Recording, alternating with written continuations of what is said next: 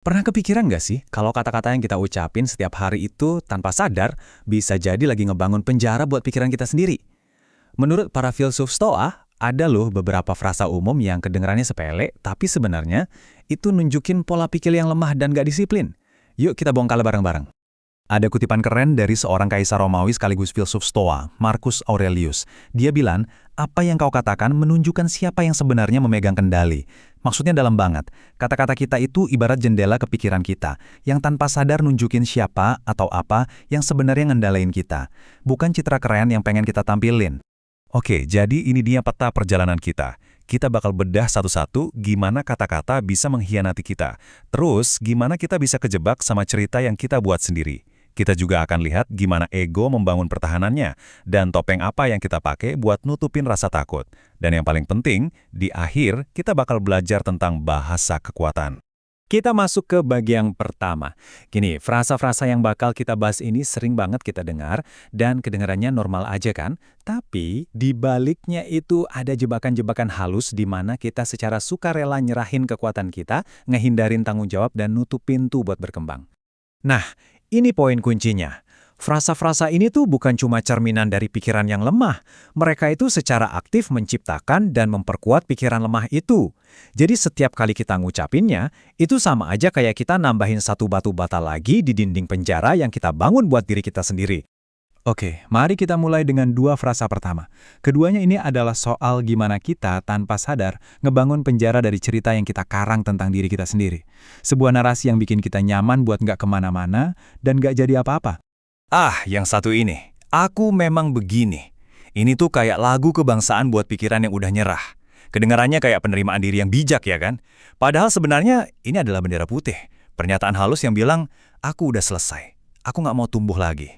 Disinilah bedanya kelihatan banget. Pola pikir yang lemah ngelihat diri sendiri sebagai produk jadi yang udah final. Tapi seorang Stoa, mereka ngelihat diri mereka sebagai lokasi konstruksi, proyek yang terus berjalan.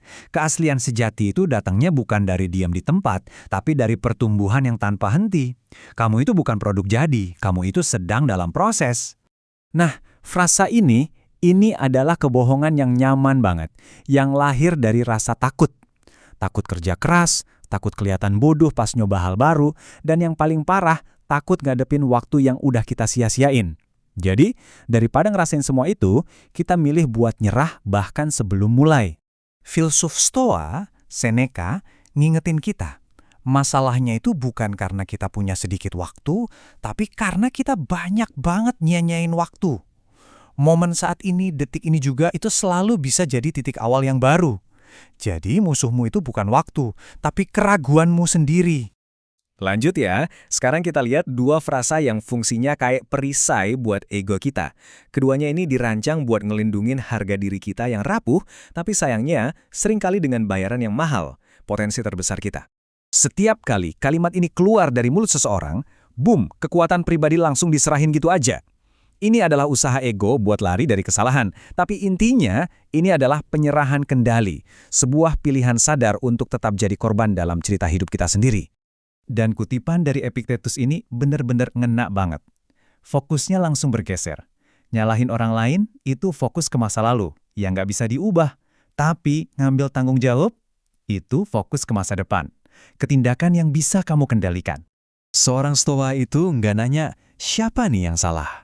Mereka nanya, oke, sekarang apa yang harus gue lakuin? Dengan cara ini, rintangan itu bukan lagi jadi tembok, tapi jadi jalan itu sendiri.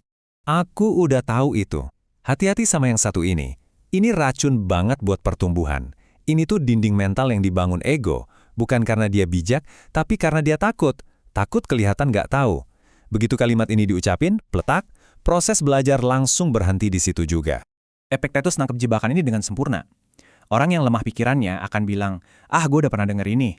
Tapi seorang Stoa bakal nanya ke diri sendiri, oke, gue udah denger, tapi apa gue udah ngejalanin ini dalam hidup gue? Ada beda besar antara tahu jalannya sama berjalan di jalan itu. Jadi, yang penting itu bukan nanya, apa aku tahu ini, tapi apa aku udah benar-benar menguasainya. Penguasaan sejati itu bukan datang dari ngumpulin informasi baru terus-terusan, tapi dari ngelatih kebenaran yang sama berulang kali sampai itu jadi bagian dari diri kita. Ini soal kedalaman, bukan cuma keluasan wawasan. Oke, kita sampai di dua frasa terakhir. Anggap aja ini topeng yang sering kita pakai buat nyembunyiin dua hal. Rasa takut kita sama penilaian orang lain dan padamnya api semangat di dalam diri kita. Frasa ini sering banget disalahartikan sebagai tanda kekuatan ya kan? Padahal seringnya justru sebaliknya. Ini tuh perisai dari seseorang yang sebenarnya sangat peduli, tapi dia takut banget terluka sama kritik atau penolakan. Jadi dia bangun benteng masa bodoh buat ngelindungin dirinya. Jalan Stoa itu bukan berarti jadi robot yang mati rasa. Sama sekali bukan. Ini tentang punya akar yang kuat di dalam karakter dan nilai-nilaimu sendiri.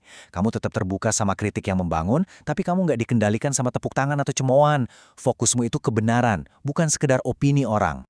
Dan frasa terakhir ini, aduh, ini adalah suara penyerahan diri yang sunyi. Suara yang keluar dari seseorang ketika api di dalam dirinya udah padam. Ketika dia udah nerima kekalahan bahkan sebelum perang dimulai, ini adalah bisikan dari keputusasaan. Filosofi Stoa ngelawan rasa apati ini dengan sebuah ide yang kuat banget.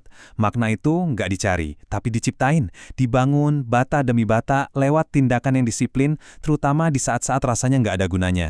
Karena justru disitulah karakter ditempa.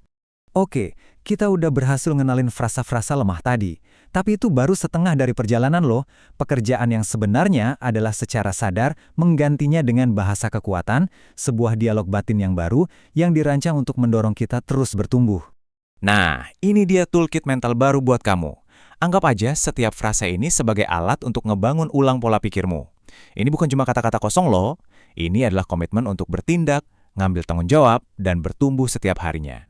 Pada akhirnya, ini adalah pertanyaan yang harus kita jawab setiap hari, setiap saat. Bahasa yang kita pakai itu nggak cuma ngegambarin siapa kita sekarang, bahasa itu secara aktif nentuin kita akan jadi siapa di masa depan. Jadi, pilihlah kata-katamu dengan bijak, karena kamu sedang membangun arsitektur masa depanmu, kalimat demi kalimat.